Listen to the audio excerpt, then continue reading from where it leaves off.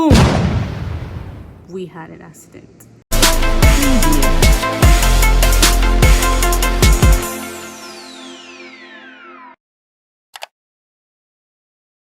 Hi guys, and welcome back to my YouTube channel. How are you guys doing? Hope you guys are doing absolutely fine. How is your week going? It's a new week, it is Monday, and so I know a lot of you are like busy, you know how the week starts, but for me it's a kind of not busy week, or busy start rather, because I'm resting today. That is Monday, and so I decided to make this video for you guys. Now this would be my first story time on YouTube. I had a lot of experience over the weekend, and so I thought it was, why don't I share it with you guys? You guys are family already, you know, and so that's why I'm making this video today. Oh, if this is your first time dropping by here, thank you so much for stopping by. Do not forget to subscribe, like this video, and of course turn on your notification bell so you get to know whenever I post a new video on here, and so you can watch it. Also, do not forget to like, share this video, and always comment after watching the video. That really keeps me going on here.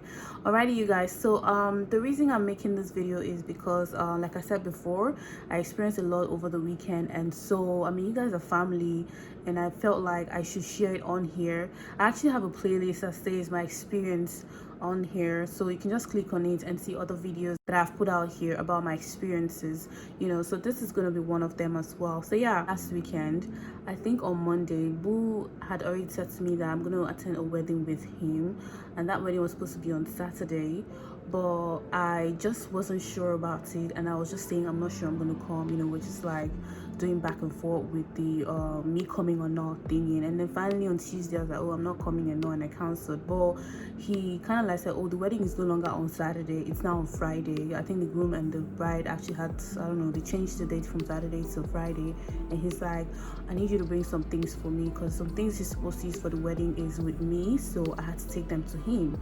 So I was like, okay, no problem. And then I was on set on Wednesday. I had to start begging my PM, you know, to please give me some days off work so I can go for this wedding. First off, I'm actually happy that I went for that wedding, because I need to see Boo. It's been a long time, you guys. Long distance relationship is not even funny at all. He's been around, but he's been up and about working also. We've not even really spent time together, and so that was like a chance for me to like see him and spend time with him, you know. So I was a little bit excited that I was going for that wedding because I was going to spend time with him. Alrighty, so I started talking to my PM. I have a friend who says Akadebo, she's a makeup artist. I had to talk to her to talk to the PM for me, and then she went ahead to beg PM to give me Friday, Saturday, and I'll come back on Sunday. After much begging, the PM accepted, and then I left on Friday. Mind you, the wedding is on Friday. The reason I left on Friday is this. So I was supposed to leave on Thursday because I wasn't going to be on set on Thursday, but I had searched for flights, search, I didn't see. I only saw flights going to Port Harcourt, flights going to Enugu, and then I was going to connect from there with a bus to Owerri. I've actually experienced Enugu to Owerri by road, and I didn't like the experience. It was actually Dana Airline. They dealt with me that period, so I just didn't want to experience that again, and I said no, I'm not doing this. And then we kept searching until I found a flight for Friday afternoon. It's actually a traditional wedding, so obviously they're not starting in the morning, it's in the evening, so I had to jump on that particular flight, and then I took it and ran down to Imo. And let me even tell you guys what happened on Thursday evening in my apartment, where I stay. So I'm the youngest girl in my apartment and the only tenant, I would say. People living there, these aunties there, they like have, oh god, I don't even know what to describe them with. Like, you know, these aunties that will just be upset that you're beautiful and all of that. They can just stay and be angry. I don't know what their problem is. And they sometimes have some meetings that are so funny. I'm a busy person, I don't have that time to sit and talk. They don't work, they're just home every time talking and, you know, doing whatever. And that's fine, that works with them, but I'm not in that space of staying at home. I go to work and I just want to come back home and have my bath and sleep. I don't want to come back home and start talking about water and how to sweep the compound. Just settle all that and send me the bill, I'll pay it, you know. So they just, I don't know what their problem is. They just wanted to fight me, and they got me really upset that Thursday, and I had it up to here, so I gave them a little. Yeah, I had to give them a little of it, because I couldn't take it no more. And then that evening I was so upset, you know. And that was when I was packing my bags, you know. I had to just leave that bag, and I went to my friend's house to cool off. And after I was okay, I came back home, and then on Friday I set out for this trip, and that was where everything started. Going downstairs to see my ride and getting into the ride and going through the road to the airport, getting to the airport, going through the stress in the airport, and getting to Imo. So when I went downstairs to get into the vehicle that I had ordered for Uber, actually, you guys, the vehicle was so ugly. I'm not even lying about this. Like, it was so ugly. Like, the body was so ugly that I don't even know. Like, in fact, when I saw the car first off, I was like, what is this? Like, I told the driver, why this car? Like, why? And he said, oh, I'm sorry ma, you know how Nigerians can be, especially when they want to, like, make you feel some type of way. They'll just say those words to you that they shouldn't say to you. Like, this sorry ma he was saying to me, he shouldn't have said that word to me, because obviously he's older than me. So he kept saying, oh, sorry man, all that. I was like, it's fine. I got into the car, and then I was really hot because I dragged my box from upstairs downstairs. I had dragged a lot of things downstairs. I was already sweating and all. So I was like, oh, please, the AC. He's like, oh yeah, I'm gonna turn it on. So he turned on the AC, and then we started going. And then he drove a little. In my estate we have 2 gates, so he's gone past the first gate, approaching the second gate, and I was like, this AC is not cool enough. What's up? And then he's doing it this way. He's like, turning it and turning it. I'm like, what are you doing? He's like, oh, I don't know, it's supposed to be up. I was like, wait, your AC is not working? Wow. And he said, oh, it was working just now. I was like, what are you? I was so upset. Like, I was like, what the hell? Like, I was mad. Like, the security guy was just looking at me. He'd never seen me like that before, because I mean, they don't even know that I talk. People look at me and say, oh, she's so quiet, and don't even know that I can actually do talk. So the security guy was just looking at me, and also I was so upset, and I said a lot of things, not insulting him. I don't do that. I was just like, no, you can't do this. I'm really sweaty, and I'm going far, and now, oh no, I'm not supposed to be sweating. Like, I have to I said a lot of things. I was like, okay, fine, no problem, I'll just manage. And then he had to wind down, guys. First off, when we drove out to the express, this truck with the bad smoke coming out from the exhaust was really terrible, guys. Like, I was almost crying. And then I don't even know, like, I was just having mixed feelings already. I was like, what's all this now? What's all this? And there was surge. I was going to pay a very high amount for that ride, that there was no AC and the vehicle was so ugly. Just imagine, like, it was really terrible already. I was like, okay, fine, no problem, I'll just try and be calm and all. So when I left the house, we started going, and then while we were driving, first thing we saw, when we got to that link bridge, Lekki Ikoyi link bridge, yeah, we saw an accident happen there, and it was really terrible. I was like, why do people run like this? Like, people really drive reckless these days. I can imagine just happen now. Okay.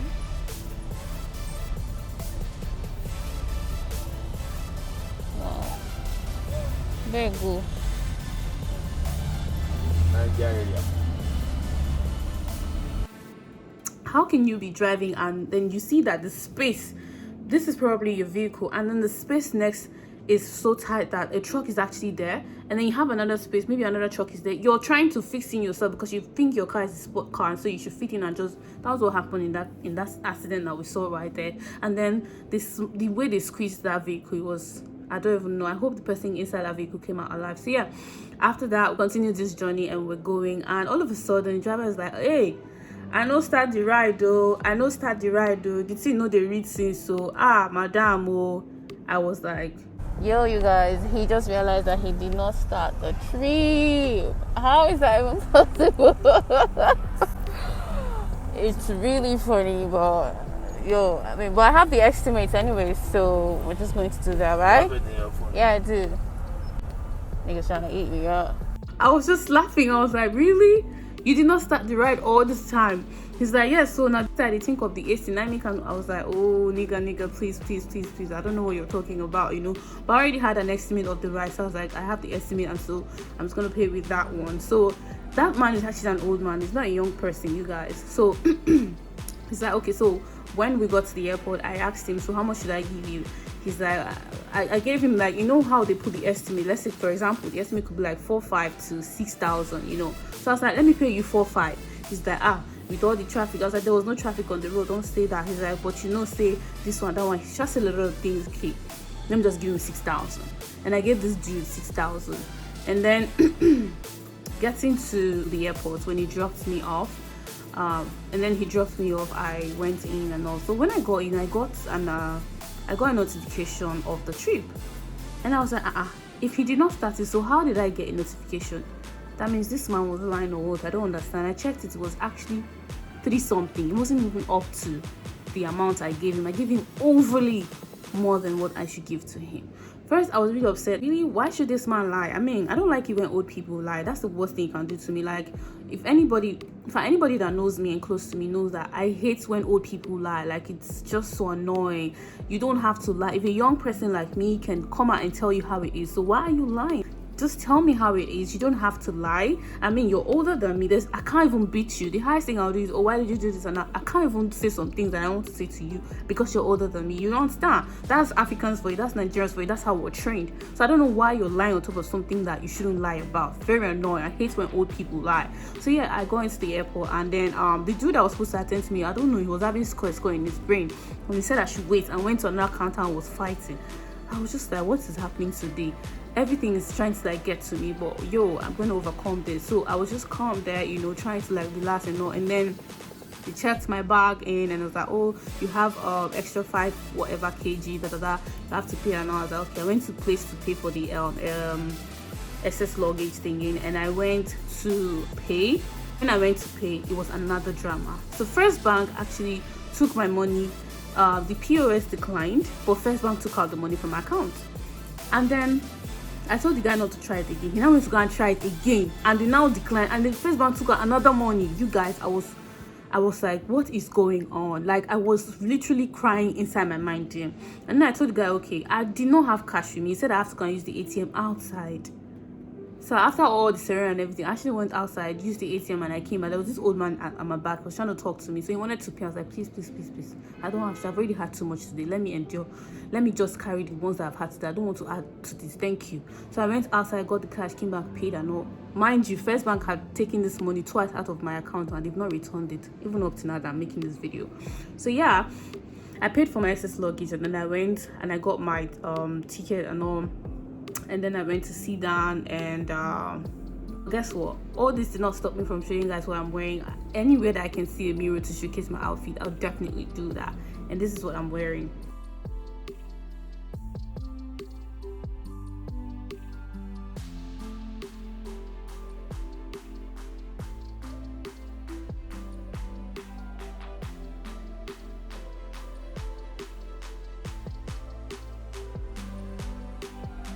So I went in to sit down and wait for them to announce the flight and all. The voice that came up was really funny, you guys. I had to let you guys hear this voice. It was really terrible. Due to COVID-19 guidelines, we are boarding passengers according to their seat rules.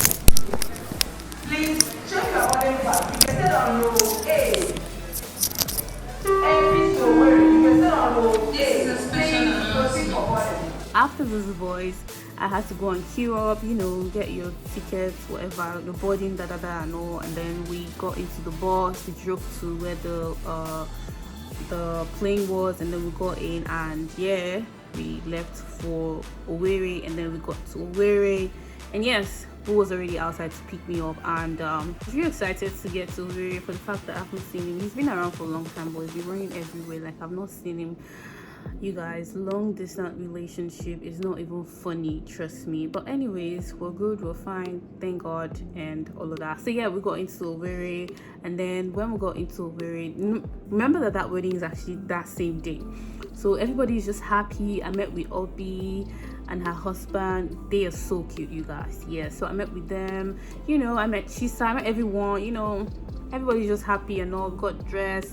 I had the makeup artist was there, and she made me up. That was actually Obi's makeup artist. She made me up, and I was looking really cute, you guys. Yeah, and Boo's hair was just turned upside down. So yeah, I got ready and got dressed, made my reels up for Instagram, you know, and then I didn't actually take pictures. No, there was no time for that one, but I took pictures with Boo. Yeah, I did, you guys. So after that, we set out for this trip. It was some village in Imo State. I don't even know the name of this village, but I know it's somewhere in Imo State, some village. So we headed out for this, and then Boo was driving. I was in front of the car. Now, while he was driving, everything was smooth, song playing, vibing, everyone having fun, and then boom, we had an accident. That was when I had a thought, like, you know, for a second I was like, wow, is this what actually do happen? Is this how people end whatever journey? Is this how it ends for people? Is this how it happened for people?